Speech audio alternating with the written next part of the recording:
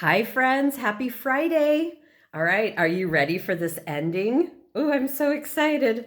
Okay. Chapter 26 Marty the Fisher. No one moved, not Aerith, not Tumble, Nimble, or Flip. Instead, they all stared in the direction that Marty the Fisher had gone. What happened? Nimble said at last, though she was as well as everyone else pretty sure. Tumble, trembling visibly, began to edge forward, his nose extended, sniffling. Careful! Aerith cried from where he lay. There may be more traps about. When I checked, there were none left under the cabin. Do you think he got caught? Flip asked. No one replied. Instead, the three kits crept forward into the brush. Hauling himself up, Aerith limped painfully along. Look! Tumble cried. He had managed to get ahead of the others. The other two kits went forward. Aerith came last. What they saw was a large box trap from under the cabin. Inside, very much alive, was Marty the Fisher. In his haste to get away, he had rushed blindly into it. The moment he did, the doors at either end snapped shut. The three kits and Aerith crept closer, their eyes glued to the sight.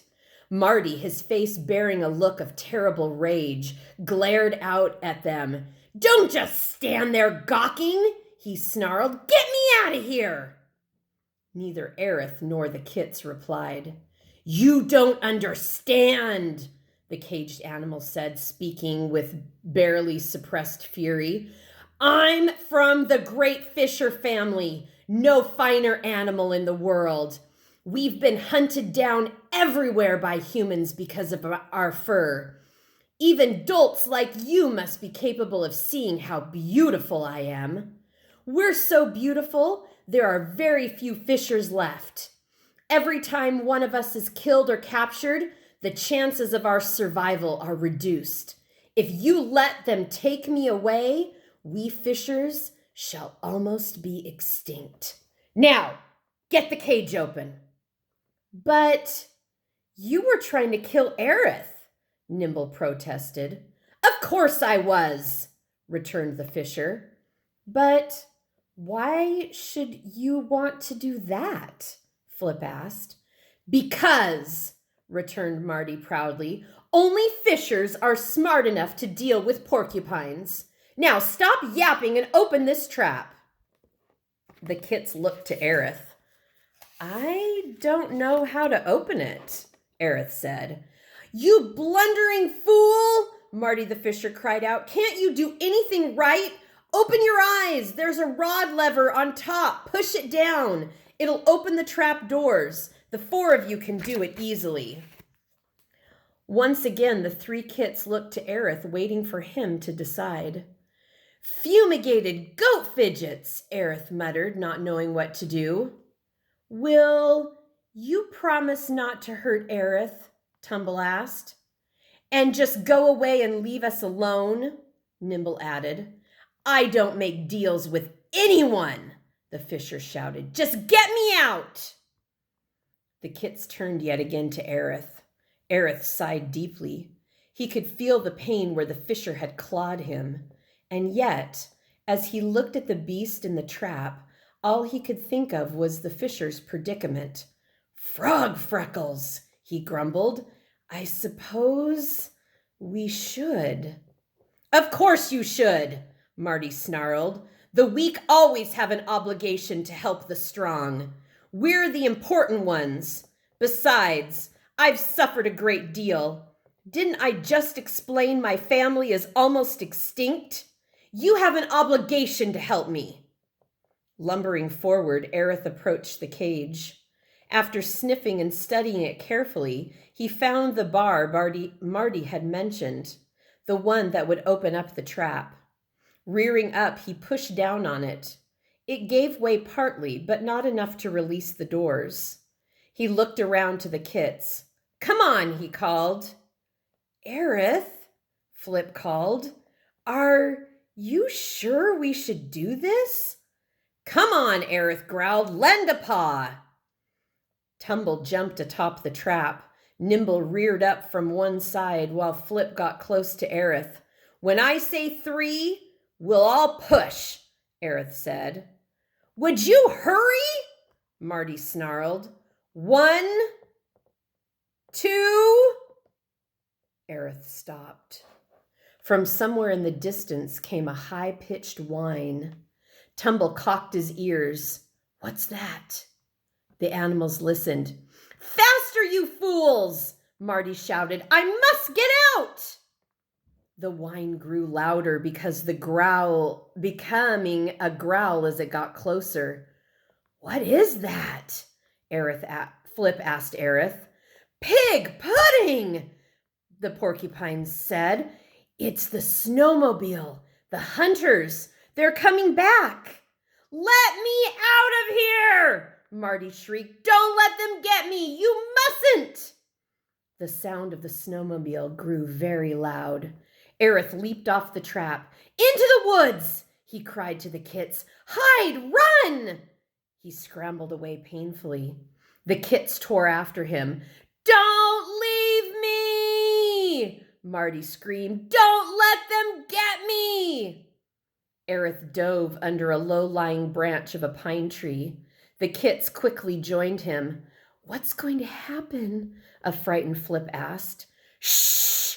Aerith ordered. The 4 peered out through the tree branches. They could see the trap. Marty was thrashing about, trying desperately to free himself. The sound of the snowmobile had become a roar. The next moment, they saw it burst into the clearing in front of the cabin and stop. It was the same machine Aerith had seen before. Sure enough, 2 men were perched on it. Though they were so bundled up, it was hard to see their faces. Aerith recognized the furs they were wearing. They were the same humans he had dealt with before. Sure enough, one of them said, Hey, Wayne, look here. There's blood on the ground. The man on the back seat leaped off and peered into the snow. Some animal's been wounded, he said. That's my blood, you 2-legged lump of wind cheese, Aerith snarled. Shh, Tumble whispered. Aerith gave the fox a dirty look, but said no more. Whatever it was, it went this way, said the man. He began to follow the trail of Aerith's blood away from the cabin, moving right to the stump where the struggle had taken place. The other man followed. Look here, Parker, the first man said. Must have been some kind of fight. Must have been a whole bunch of animals. Tracks go there, the man named Parker said. He began to move toward the trap. Aerith and the 3 kits, not even daring to breathe, watched. Wayne, Parker called. I think we got something. Good heavens! What is it? Not certain. Look at that gorgeous fur. But he sure is mad. Watch out for his claws. Hey, that's a fisher. Sweet. Lot better than that porcupine we were trying to get. Zoo material. Might give us a lot for it. No one wants to see a porky, but lots of people would like to look at a fisher. Pretty rare. The 2 men picked up the trap and began to walk toward the cabin. There goes Marty the fisher.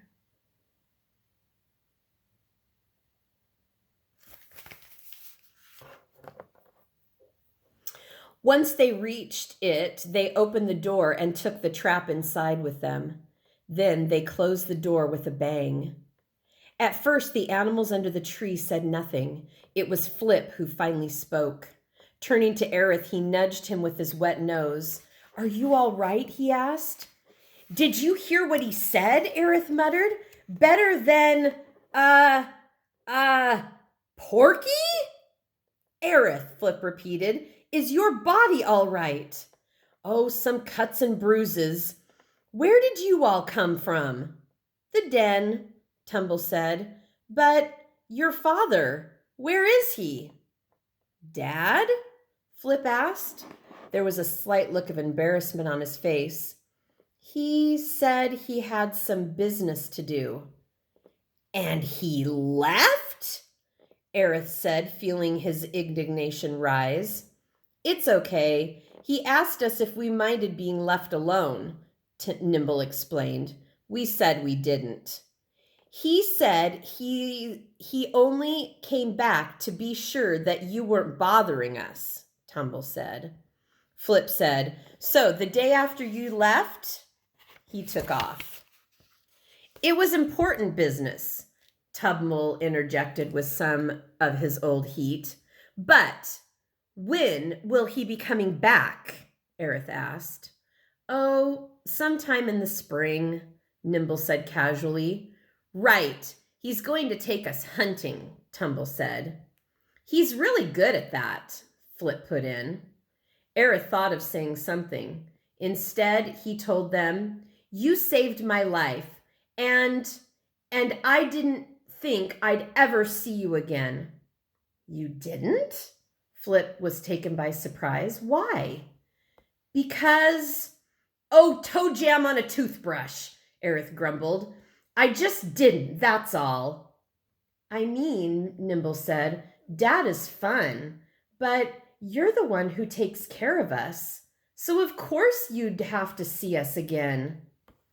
"The thing is," Tumble added in his sour way, "Dad has more important things to do than to take care of Kits. But Aerith, you're so old, you've got nothing better to do." A speechless Aerith looked around. "So, can you come back to the den with us?" Nimble asked. Aerith glowered. "We found the last trap," Tumble said. "You won't have to worry about that." "Will you come back?" Flip coaxed. "No," Aerith said at last. "No?" the Kits chorused. "I'm going home. My home." "But what about us?" Flip whispered. "You'll be fine without me," Aerith said. "You didn't eat up all the food your mother left, did you?" "No." "Good. It should get you through the winter." The dismayed foxes stared at Aerith. "But we'll miss you," Nimble said. "A lot," Flip added.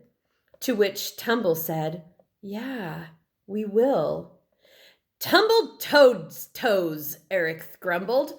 He looked throughout the forest and then toward the south and his home. "Aerith," Flip said, "guess what?" "What?" "There was something we forgot to tell you."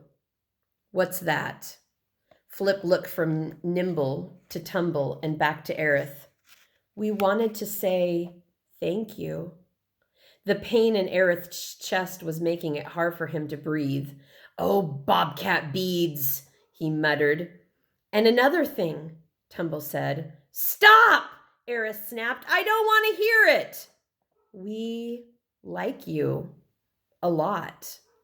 Aerith looked away.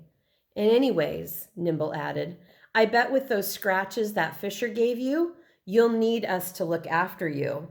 Am I right?" "Right," Flip said. "This time we'll take care of you." Aerith stared at the three Kits who were sitting in a row, tongues lolling, eyes full of bright curiosity. Large-eared and big-pawed, they seemed so terribly young. "Busted bug bottoms," Aerith muttered. "You'll never be able to take care of me." "But if you don't let us try," Nimble said, "you won't ever know, will you?" "Yeah," Tumble said. "Centipede armpits," Aerith cried. "All I want to do is go back to my own smelly log." The Kits looked at one another. It was Flip who said, "Well, then we'll go with you." "No!" "But why not?" Flip asked. "If you came to my place, what would you eat?" "What we always do," Tumble said. "Meat." "Look here, Nimble Nose. My best friends are mice." "Oh," Nimble said. "If you so much as touch one whisker of a mouse, One, I'll turn you inside out so fast you won't know what direction you're going. If you come with me for a visit, you're going to eat nothing but vegetables. The foxes exchanged looks. Tumble grinned. That's okay with us, he said, but only when we visit you.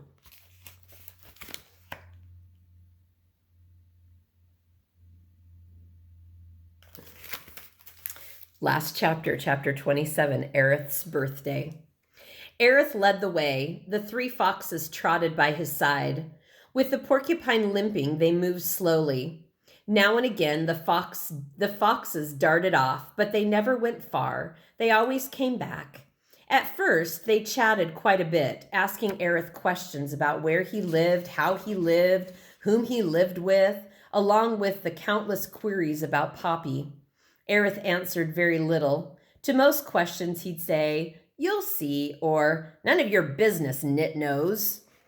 So the foxes chattered among themselves. It was continual, it was loud, and was not without some bickering. Aerith paid little mind, but waddled slowly, steadily on. It had taken 1 day for Aerith to come from his home to Long Lake. The return trip took 2 days. There were moments he felt he should just turn around and go with the foxes to their den, but he kept reminding himself that he wanted to be in his own dark, smelly home. He also needed to see Poppy. Of course, as he limped along, he occasionally thought about the salt he had left behind in the cabin. Perhaps someday he'll go back. But as he mused on when that day might be, he suddenly stopped. "What's the matter?" Flip asked him. "I'm very old," Aerith whispered. Though he found himself glancing over his shoulder from time to time, he said no more. They arrived home the following day just about noon. It was Columbine playing about the foot of the snag who first saw them coming. "Uncle Aerith!" she cried with delight. "You're back!" "Of course I'm back, you dull dab of Bobcat Whittle. Where else would I be?" "But you've been gone so..." Then Columbine saw the three foxes. Frightened, she turned tail and raced into the snag. In moments, Poppy ran out. She was joined by Rye and the rest of the litter. "Aerith!" Poppy cried. "Where have you been?"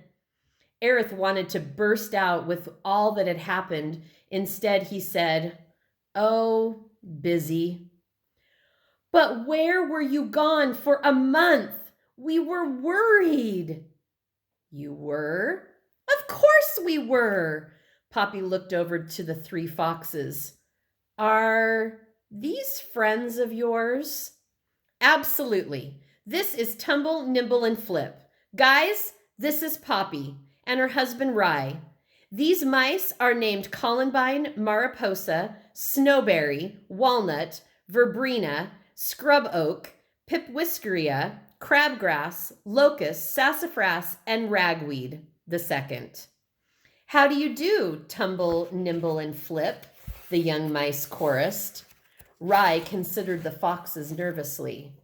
"Are they safe?" he asked Aerith.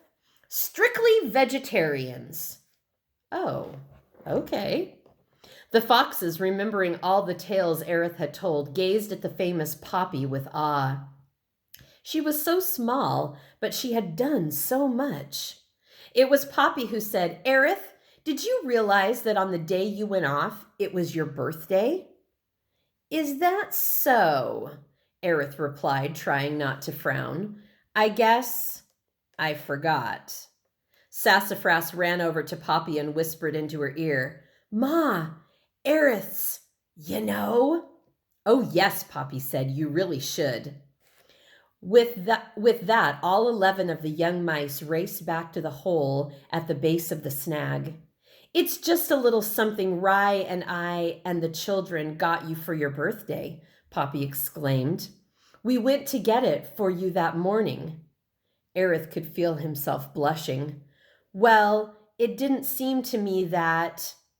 The children said they tried to get you to stay, but you rushed off. The young mice reappeared, rolling forward a large lump of salt. The lump being 6 times the size of any one of the youngsters, all of whom were trying to be helpful. There was much slipping and falling, squeaking and laughing. "Happy birthday, Uncle Aerith!" they cried in unison when they finally reached the porcupine. It was Rye who explained. "You see, Aerith, Poppy and I got it from the salt block at New Farm. Unfortunately, it took us longer to drag it back than we thought it would. By the time we got home, you had gone." "And we had no idea where you were," Poppy added. "Then the storm came," Rye said. "We began to think something might have happened to you," Poppy went on. "Really, Aerith, we were very worried, but we didn't know where to look. When you go off that way, you really must leave some word. I began to think something awful had happened to you. I've been very upset." Eyes glued to the gift, Aerith stood there open-mouthed, incapable of saying a word. "Salt," he muttered finally, already drooling. "Speech!" Uncle Aerith, Sassafras cried. "Birthday boys have to make speeches." Aerith took a deep breath. Pull the chain and grab 5 mops," he managed to say, even as tears began to roll down his cheeks. I don't know what to say," he muttered between sobs, "except, oh, thank you. Thank each and every one of you." The next moment, the 11 young mice started to sing Happy Birthday in a very ragged chorus. The 3 foxes joined in with howls of their own. So there's the mice rolling the big chunk of salt over to him. And there's Aerith and the foxes looking.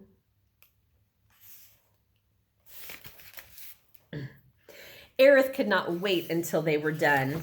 He snatched up the salt and began to lick it with frenzied delight. The mice cheered, the foxes bayed. And if Aerith's tears made the salt a little saltier than usual, that might explain why, as far as the old porcupine was concerned, it was the best tasting salt he had ever eaten in his whole long life. Indeed, as the years went by and Aerith grew truly old and his quills became gray and less sharp, he looked back on all that had happened to him. He had, with no doubt, not the slightest doubt in all the world, that this birthday turned out to be the very best he had ever had.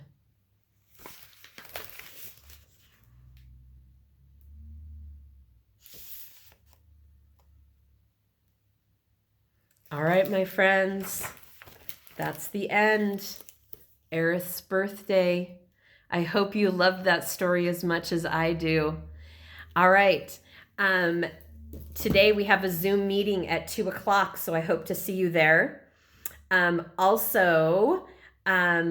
Next week is spring break. We'll talk about that when we meet for our Zoom meeting. So I'm not going to be doing regular videos over spring break, but I will be available through email if you need to email me or if your parents do.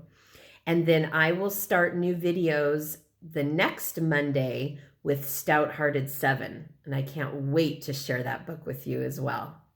All right, my friends, Aerith's birthday. I miss you. I hope to see you really soon. Bye.